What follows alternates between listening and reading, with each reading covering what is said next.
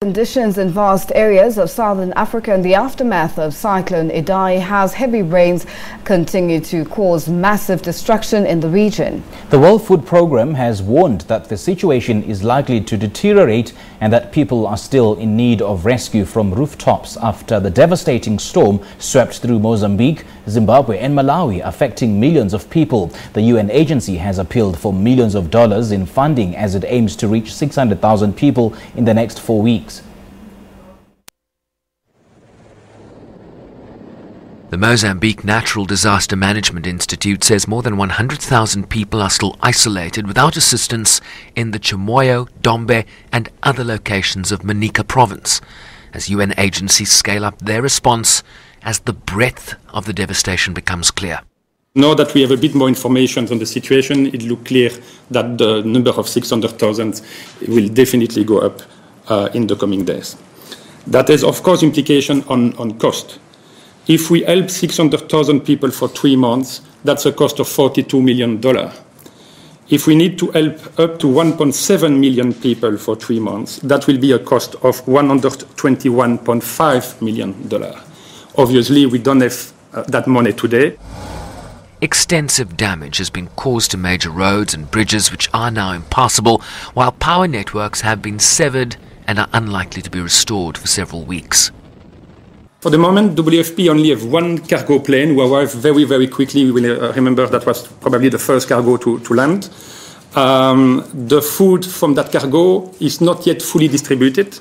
Then we have the problem that we have is more the access. Then we can have the food coming, but then we have a problem of distribution of that food to people, because most of the people are basically on a rooftop or in a place where we cannot access by road. Then the boats and helicopter will be the way to distribute.